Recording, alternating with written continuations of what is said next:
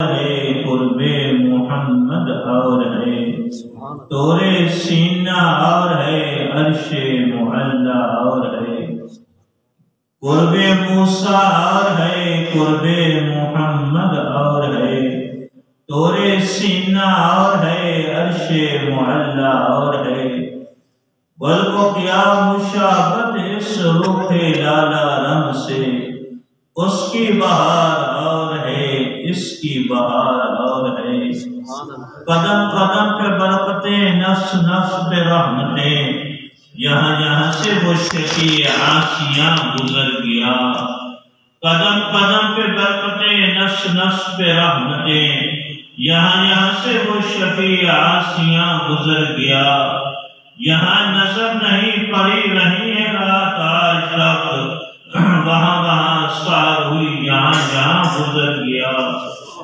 یہاں کے سارے کمالات ہیں تو تجھ میں تیرے کمال کسی میں نہیں مگر دو چار یہاں کے سارے کمالات ہیں تو تجھ میں تیرے کمال کسی میں نہیں مگر دو چار تو بوے گل ہے گر مثل گل ہیں اور نبی تو نور شمس ہے گر اور انبیاء ہیں شمس و نہار کتاب فطرت کے سرورق پر جو نام احمد رقم نہ ہوتا یہ نقش ہستی ابھر نہ سکتی وجود لہو قلم نہ ہوتا کتاب فطرت کے سرورق پر جو نام احمد رقم نہ ہوتا یہ نقش ہستی ابھر نہ سکتی وجود لہو قلم نہ ہوتا عرب نہ ہوتا عجب نہ ہوتا یہ محفل کون و مکان نہ ہوتی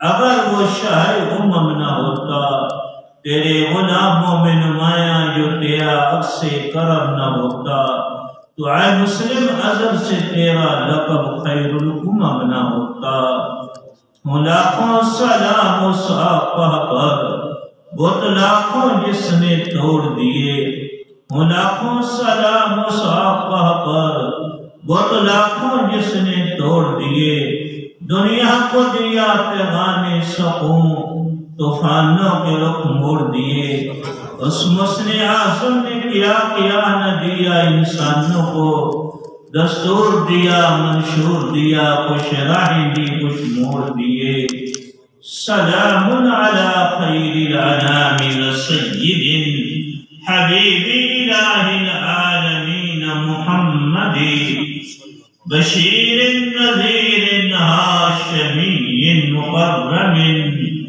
عطوف رؤوف من یسمى بأحمد هو الحبیب الذی ترجى شفاعته لكل هول من الأهوال مقتحم یا رب صل وسلم دائما ابدا على حبیبک خیر الخلق كلهم یا رب صل وسلم دائما ابدا على حبیبک خیر الخلق كلهم اللهم صل على سيدنا محمد النبي الأمي وآله وبارك وسلم پھر محترم علماء کرام میرے عزیز و ساتھیوں سب سے پہلے ہم معذرت کرتے ہیں کہ بہت لیٹ ہو گئی ہم گھر سے 2:30 بجے کے چلے 3:30 بجے کی گاڑی چلی لیکن گاڑی ایسی تھی کہ وہ اس نے لیٹ بہت کر دیا میرا ذوق یہ کہ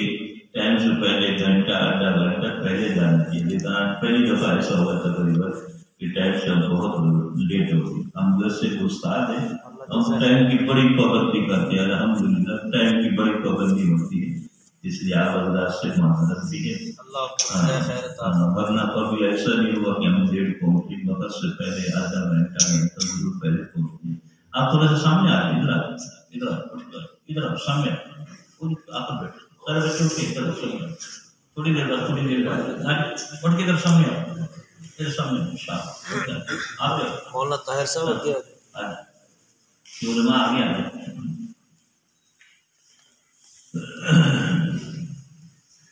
تو یہاں پہلی دفعہ آپ حضرات کے شہر میں آنا ہوا ایک دفعہ ملتان جاتے ہوئے گزرے ضرور ہے چیچا وطنی سے لیکن یہاں شہر کے اندر پہلی دفعہ زندگی میں آنا ہوا تقریباً.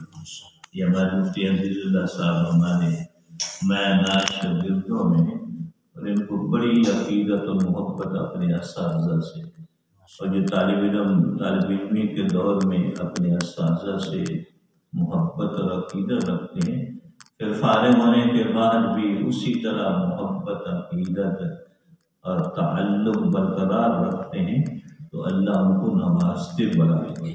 جیسے ٹہنی درخت ساتھ وابستہ رہے، اس ٹہنی پہ پھول لگتے رہتے ہیں، پھل لگتے رہتے ہیں، لوگ پھول اور پھل اس سے استفادہ کرتے رہتے ہیں. ایسے ہی طلباء اپنے مادری علمی مدرسے سے، اساتذہ سے تعلق جوڑ کے رکھتے ہیں تو ان پہ پھل اور پھول دین کے لگتے رہتے مسلسل. اساتذہ کے دل کی روحانیت، دعائیں محبوب ملتی رہتی ہیں.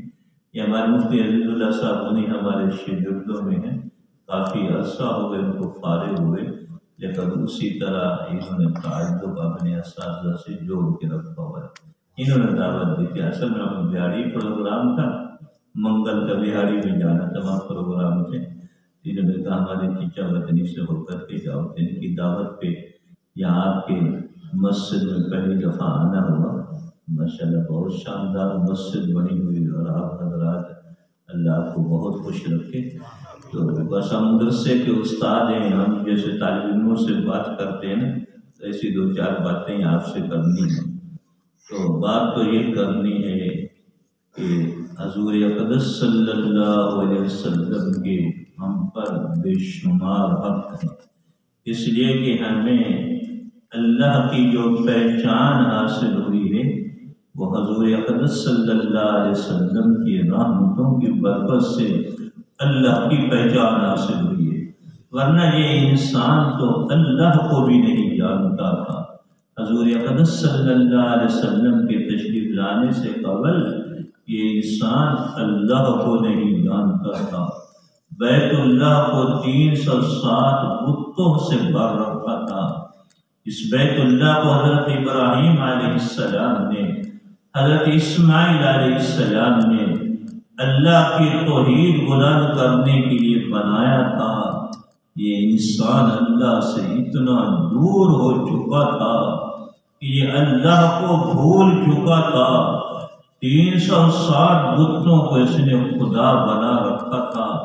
ہر کام کے لیے الگ الگ خدا بنا رکھا تھا. یہ انسان تو اللہ کو بھی نہیں پہچانتا تھا. ہمیں جو اللہ کی پہچان حاصل ہوئی ہے وہ حضور اقدس صلی اللہ علیہ وسلم کی رحمتوں کے صدقے سے حاصل ہوئی ہے. ہمیں قرآن جیسی دولت ملی ہے وہ حضور اقدس صلی اللہ علیہ وسلم کی رحمتوں کی برکت سے ملی ہے.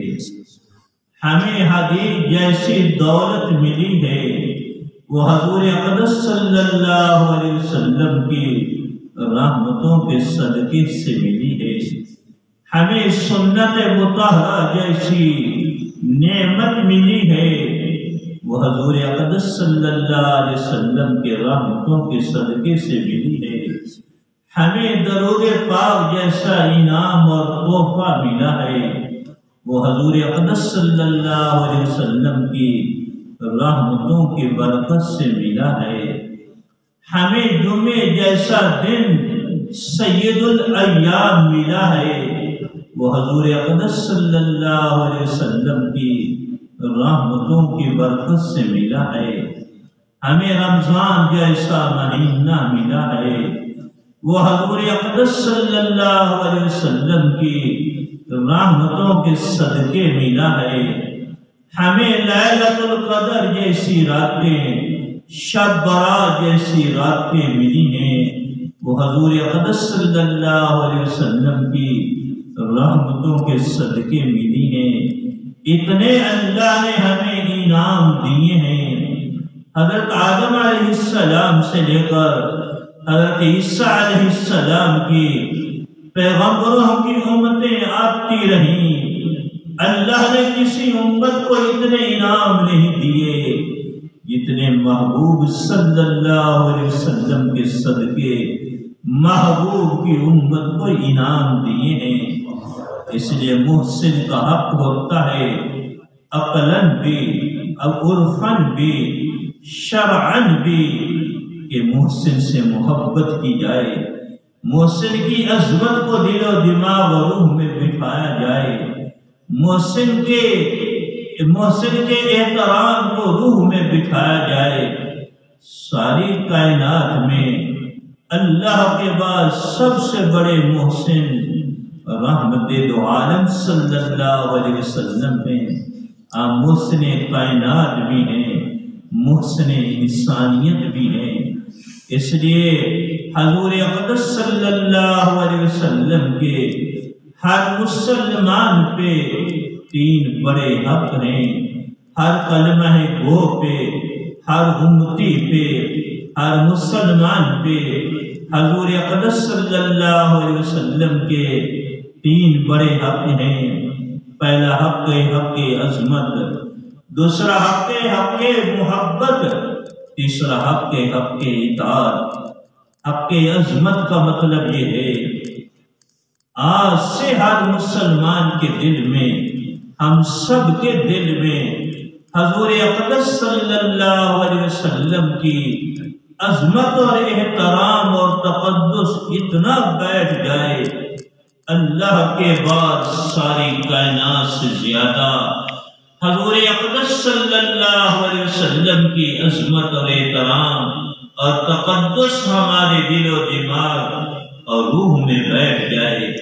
حق عظمت کا مطلب یہ ہے مدینہ منورہ کی اتنی عظمت دل میں بیٹھی ہو، اتنا احترام اور تقدس دل میں بیٹھا ہو کہ بیت اللہ کے بعد سب سے عظمت زیادی ہر مسلمان کے دل میں مدینہ منورہ کی ہو، مدینہ منورہ کی گلیوں کی ہو، مدینہ منورہ کی کنکریوں کی عظمت ہر مسلمان کے دل میں ساری کائنات سے زیادہ ہو۔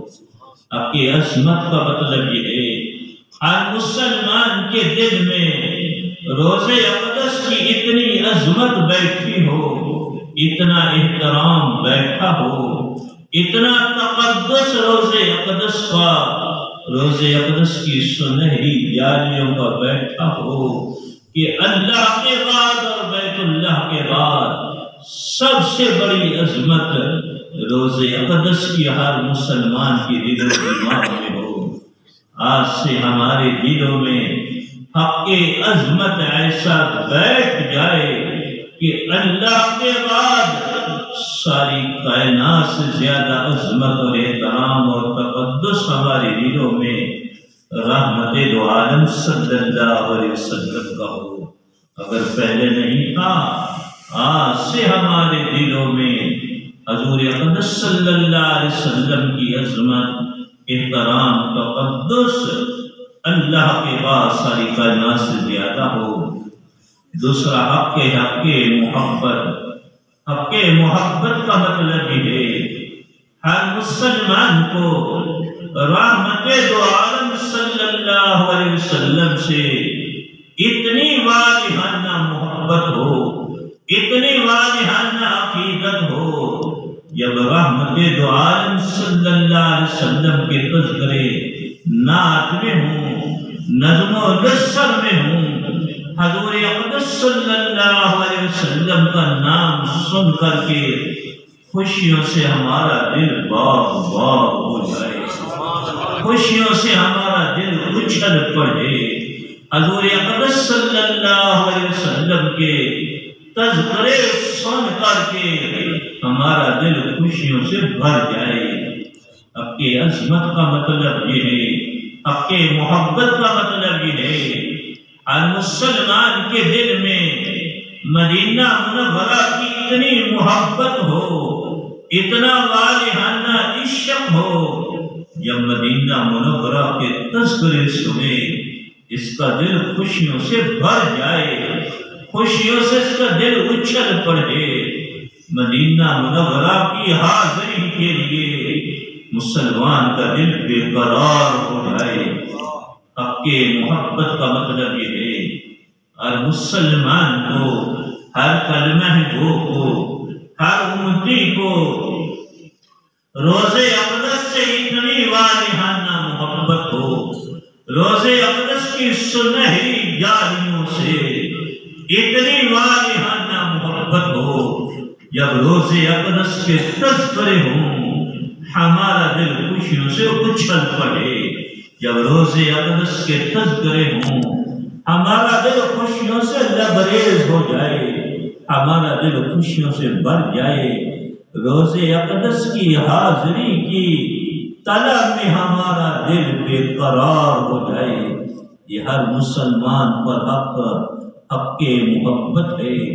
حق کے محبت کا مطلب یہ ہے سنت مطہرہ کے جب تذکرے ہوں، حدیث مبارکہ کے تذکرے ہوں، ہمارا دل خوشیوں سے بھر جائے، سنت مطہرہ پہ عمل کرنے کے لیے ہمارا دل خود بخود آمادہ ہو، محبت اور عشق کے انداز میں سنت کو اپنانے کا دل میں داعیہ اور شوق پیدا ہو جائے۔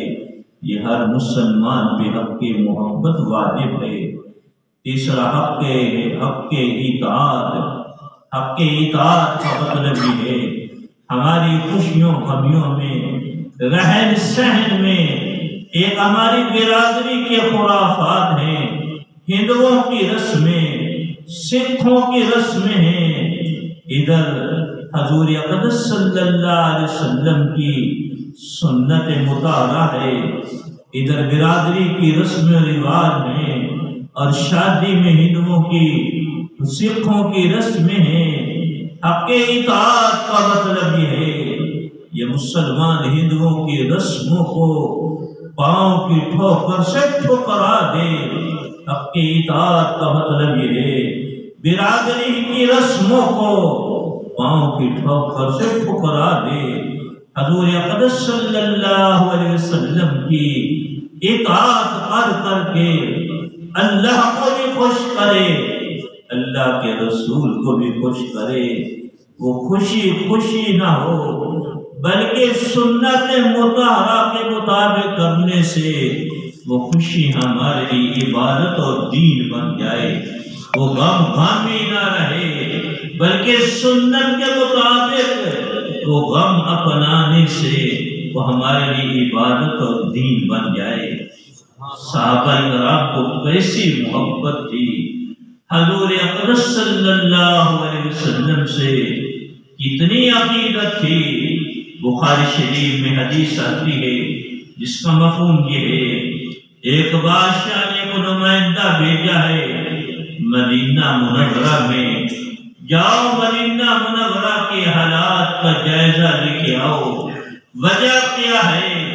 رحمت دو عالم صلی اللہ علیہ وسلم کی آواز جو مدینہ منورہ سے اٹھ رہی ہے، پوری دنیا میں گونج رہی ہے، پوری دنیا سے لوگ آ کے در اسلام میں داخل ہو رہے ہیں۔ وجہ کیا ہے؟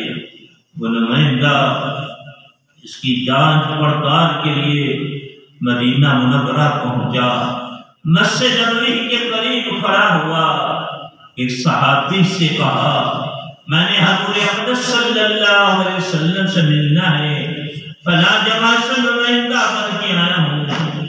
صحابی نے عرض کیا اللہ کے رسول مسجد نبوی میں موجود ہے۔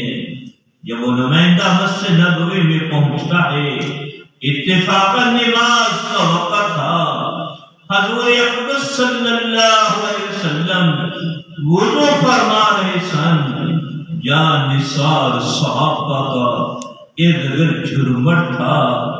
جب حضور اقدس صلی اللہ علیہ وسلم نے کولی کی ہے، کولی کر کے پانی کو منہ سے نیچے پھینکنے لگے، صحابہ نے وہ پانی زمین پہ نہیں گرنے دیا، جو نیچے ہاتھ کیے ہوئے تھے ہاتھوں پہ اٹھا کے اپنے چہرے پہ مل رہے تھے، اپنے ناک صاف کیا، ناک کو جب جو جھاڑنے لگے صحابہ نے وہ پانی نیچے نہیں گرنے دیا، ہاتھوں پہ اٹھا کے اپنے چہروں پہ مل رہے تھے۔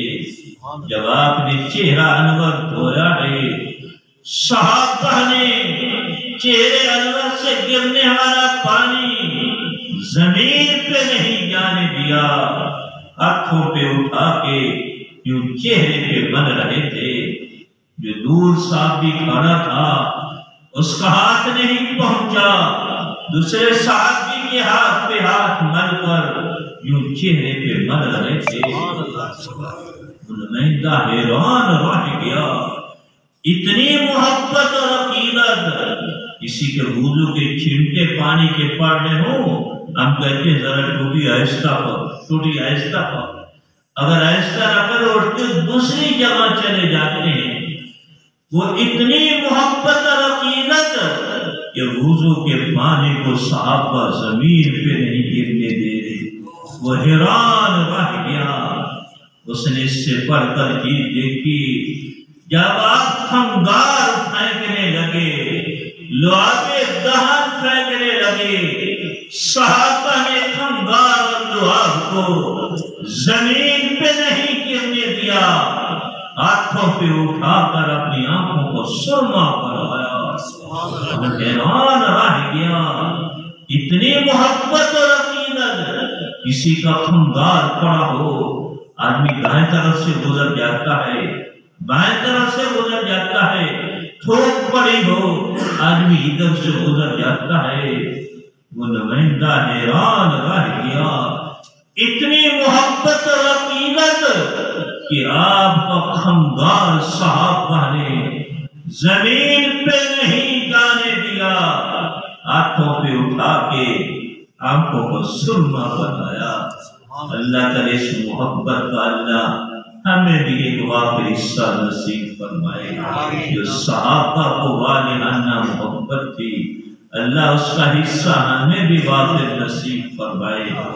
اور جب وہ واپس گیا، اس کے بعد شاہ نے کہا دو لفظوں میں رحمت دو عالم صلی اللہ علیہ وسلم کے ان کے ماننے والوں کے حالات سناؤ۔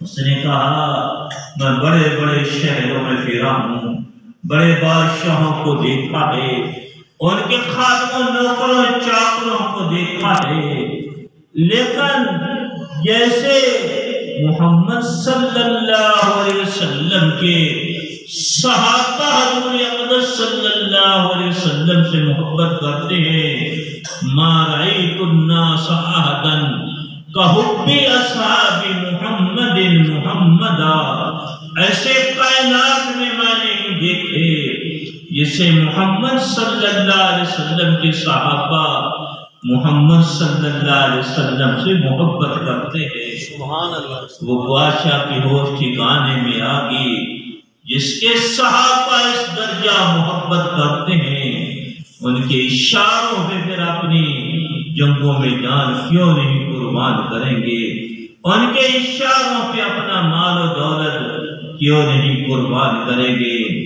ایسی صحابہ کو محبت تھی۔ ایک صحابی نے حضرت خبیب رضی اللہ عنہ ایک جنگ کے اندر کفار نے ان کو پکڑ لیا، گرفتار کر لیا، اور بدر کے اندر انہوں نے ان کافروں کے سرداروں کو قتل کیا تھا، جن کا باپ قتل ہوا۔ انہوں نے خبیب رضی اللہ عنہ کو خریدا کہ ہم اپنے باپ کے قتل کا بدلہ لیں گے۔ خبیب رضی اللہ عنہ کو بخاری شریف کی حدیث کا مفہوم ہے، وہاں حرم سے نکال کر کے کھیل کے اندر شہید کرنے کے لیے لے گئے، ان کو سولی پہ لٹکایا، ایک پھانسی ہوتی ہے گلے میں ڈال دی، 2 منٹوں میں جان نکل کی ختم ہوگی۔ سولی یہ ہوتی ہے قیدی کو کھجور کے درخت پر باندھ کر کے رسیوں سے تیر مار مار کر جسم چھلنی کیا جاتا ہے، کئی گھنٹوں کے بعد اس کی جان نکلتی ہے۔ خبیب رضی اللہ عنہ کو وہاں سولی پہ لٹکا دیا گیا، تیر مارنے کے لیے تیر انداز چاروں طرف کھڑے ہیں۔ یہ کافروں کا سردار آگے بڑھ کر کہتا ہے اے خبیب رضی اللہ عنہ، ایک صورت میں تمہاری جان کی بخشش ہو سکتی ہے، تمہیں سولی سے اتار کر کے ہم آزاد کر دیں گے، بیوی بچوں میں چلے جاؤ گے، صرف زبان سے اتنا جملہ کہہ دو، یہ جو مجھے سزا دی جا رہی ہے میری جان کے بدلے میں مجھے سولی سے اتار کر کے نعوذ باللہ حضور اقدس صلی اللہ علیہ وسلم کو یہ سزا دی جائے، صرف زبان سے جملہ کہہ دو، اے خبیب تمہیں سولی سے اتار کے آزاد کر دیں گے، بیوی بچوں میں خوش رہو گے، صرف زبان سے جملہ کہہ دو، قربان لینا عاشقین پہ۔ اور خبیب رضی اللہ عنہ کہنے لگے تم تو یہ کہہ رہے ہو کہ میری جان بچ جائے، میری جان کے فدیے میں حضور اقدس صلی اللہ علیہ وسلم کو نعوذ باللہ یہ سزا دی جائے، میں یہ بھی گوارا نہیں کر سکتا، مجھے سولی سے اتار دو، مجھے آزاد کر دو، میں گھر پہنچ جاؤں، اس کے بدلے میں حضور اقدس صلی اللہ علیہ وسلم کو کانٹے کی تکلیف بھی پہنچے، میں یہ بھی گوارا نہیں کر سکتا کہ میری جان بچ جائے، میں سولی سے اتار دیے جاؤں، اس جان کے فدیے میں حضور اقدس صلی اللہ علیہ وسلم کو ایک کانٹے کی بھی تکلیف پہنچے۔ اس وقت ابو سفیان رضی اللہ عنہ جو بعد میں بنے ایک جملہ کہا تھا جو آج بھی حدیث کی کتابوں میں موجود ہے، ما رأیت من الناس احدا کحب محمدا، میں نے آج تک لوگوں میں ایسے عاشقین نہیں دیکھے جیسے محمد صلی اللہ علیہ وسلم کے صحابہ محمد صلی اللہ علیہ وسلم سے محبت کرتے ہیں، ایسے میں نے عاشقین نہیں دیکھے۔ اللہ کرے یہ بھی ہمیں بھی ایسے اس محبت کا اللہ ہمیں ایک حصہ نصیب فرمائے۔ حضور اقدس صلی اللہ علیہ وسلم کی محبت حاصل کرنے کے دو طریقے ہیں، اگر عمل کرو گے تو پھر بتاؤں کون کون کرے گا، کرو گے انشاءاللہ۔ پہلی محبت کا عمل یہ ہے، آج نیت کر دو اپنی خوشیوں میں غمیوں میں رہن سہن میں اللہ کے محبوب کی سنت کو ادا کرے گے۔ جب آدمی سنت ادا کرتا ہے اس وقت وہ اللہ کا محبوب ترین بندہ ہوتا ہے۔ جب سنت ادا کرتا ہے فرشتوں کی نگاہ میں محبوب ترین وہ بندہ ہوتا ہے، حضور اقدس صلی اللہ علیہ وسلم کی نگاہ میں وہ محبوب ترین امتی ہوتا ہے۔ آج نیت کرو انشاءاللہ ساری بقیہ زندگی سنت کے مطابق گزاریں گے، اور انشاءاللہ سنت کے مطابق گزاریں گے۔ دوسرا، حضور اقدس صلی اللہ علیہ وسلم سے جو ہمیں محبت حاصل ہوگی وہ کثرت سے درود پاک پڑھنے سے حاصل ہوگی۔ درود پاک کی بے شمار رحمتیں برکتیں بہاریں ہیں۔ آدمی پریشان حال ہو درود پاک پڑھنا شروع کر دے، اللہ اس کی پریشانیاں دور کر دیں گے۔ کسی معاملے میں دکھیارا ہو درود پاک پڑھنا شروع کر دے، اللہ اس کے دکھ دردوں کو دور کر دیں گے۔ کسی معاملے میں غم زدہ ہو چکا ہو درود پاک پڑھنا شروع کر دے، اللہ اس کے غموں کو دور کر دیں گے۔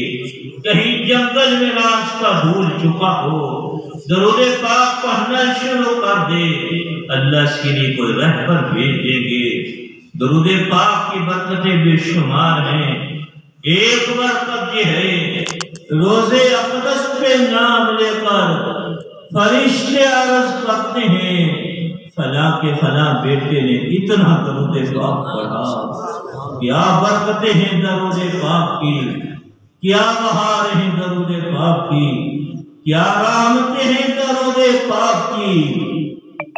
اتنے بڑے دربار میں روز اقدس پہ درود پاک کی برکت سے ہمارے والد محترم کا نام چلا جائے، یا 70,000 فرشتے صبح سے شام تک درود و سلام پڑھنے کے لیے حاضر ہوتے ہیں۔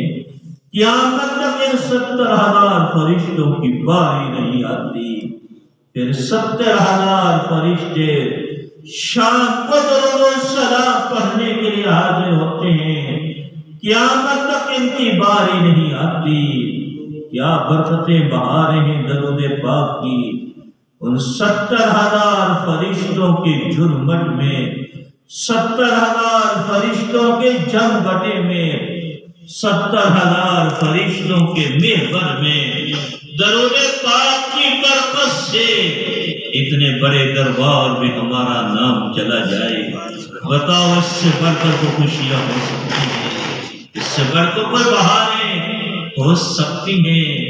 محبوب کے دربار میں ہمارا نام چلا جائے، ہم جیسے سیاہکاروں کا اتنے بڑے دربار میں درود پاک کی برکت سے نام چلا جائے، اس سے بڑھ کر کیا برکتیں ہو سکتی ہیں۔ اس لیے آج سے درود پاک ہماری روح کی غذا بن جائے۔ جب تک درود پاک کا وظیفہ مکمل نہ ہو، ہمیں آج کے بعد نیند نہ آئے۔ درود پاک کی وہ رحمتیں برکتیں بہاریں ہیں کہ قیامت کا دن ہوگا، حشر کا میدان ہوگا۔ ترمذی شریف کی حدیث پاک کا مفہوم ہے، حضور اقدس صلی اللہ علیہ وسلم اپنی پیاسی امت کو حوض کوثر کی جام پلا رہے ہوں گے، اور حوض کوثر کا پانی دودھ سے زیادہ سفید، شہد سے زیادہ میٹھا، جس کو ایک جام نصیب ہو گیا، پورے حشر کے میدان میں 50,000 سال کے عرصے میں اس کو پیاس نہیں لگے گی۔ حضور اقدس صلی اللہ علیہ وسلم دائیں طرف ابو بکر رضی اللہ ہوں گے، بائیں طرف عمر فاروق رضی اللہ ہوں گے، اپنی پیاسی امت کو حوض کوثر کے جام پلا رہے ہوں گے۔ کچھ لوگوں کو اللہ کے رسول نام لے کر، والد کا نام لے کر حوض کوثر پہ بلائیں گے، جس کا مفہوم یہ فرمائیں گے، آپ تم بھی آگے آ جاؤ، فلاں فلاں کے بیٹے تم بھی آگے آ جاؤ۔ یہ استاد بیٹھا ہو اپنے قریبی شاگردوں کو قریب بلاتا ہے، تم بھی آ جاؤ، تم بھی آ جاؤ۔ ایسے اللہ کے رسول کچھ لوگوں کا نام لے کر، والد کا نام لے کر حوض کوثر پہ بلائیں گے۔ امتی حیران ہو کر عرض کرے گا، اللہ کا رسول میں تو 14ویں 15ویں صدی میں آیا، آپ میرے نام کو کیسے جانتے ہیں؟ میرے والد محترم کے نام کو کیسے جانتے ہیں؟ میں تو اتنی صدیوں بعد آیا۔ آپ فرمائیں گے جس کا مفہوم یہ ہے، جب تو روزانہ درود پاک پڑھتا تھا، فرشتے روزانہ تیرا تعارف کرواتے تھے، فلاں کے فلاں بیٹے نے اتنا درود پاک پڑھا ہے، اس وقت سے ہمارے دربار میں تیرا تعارف ہو چکا ہے، اس وقت سے ہم تمہیں جانتے ہیں، اس وقت سے تیرے والد کے نام کو ہم جانتے ہیں۔ یا سعادت ملی گی امتیوں کو درود پاک کی برکت سے اللہ کے رسول پہچان کر کے روز اقدس پہ اس کو بلائیں گے۔ اس لیے جو کم از کم 300 مرتبہ درود شریف پڑھتا ہے، وہ کثرت سے درود شریف پڑھنے والوں میں شامل ہوتا ہے۔ درود شریف بے شمار ہے۔ ایک ہمارے سلسلہ قادریہ میں پوری دنیا میں لاکھوں مشاہد پڑھتے ہیں۔ اگر معمول بناؤ تو پھر بتاؤں بناؤ معمول انشاءاللہ، قوم پر بنائیں گے، بناؤ انشاءاللہ، ہے بہت آسان۔ پوری دنیا میں لاکھوں مشاہد درود شریف کو پڑھتے ہیں، بڑا مبارک ہے۔ اے مختصر اللهم صل على سيدنا محمد النبي الأمي وآله وبارك وسلم. پڑھ اللهم صل على سيدنا محمد النبي الأمي وآله وبارك وسلم. پھر پڑھ ان کے واسطے اللهم صل على سيدنا محمد النبي الأمي وآله وبارك وسلم. یہ درود شریف اس کے علاوہ جو آپ کو یاد ہو کم از کم 300 مرتبہ اور 1000-2000 مرتبہ آج سے ہمارا معمول بن جائے. بناؤ گے انشاءاللہ؟ تو حضور پاک صلی اللہ علیہ وسلم کی محبت ہمیں 2 چیزوں سے حاصل ہوگی. پہلی چیز کیا ہے؟ سنت کو اپنانا، خصوصاً خوشیوں غمیوں میں سنت کو اپنانا. دوسرا کثرت سے درود پاک کا معمول بنانا. کون کون معمول بنائیں گے انشاءاللہ؟ بناؤ گے سارے انشاءاللہ. اللہ رب العزت عمل کی توفیق عطا فرمائے. ابھی تھوڑی دیر میں ذکر ہوتی ہے. یا رب قبول اللہ.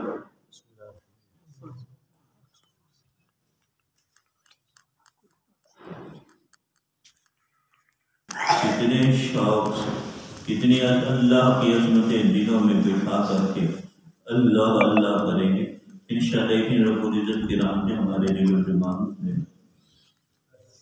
الحمدللہ رب العالمین والعاقبۃ للمتقین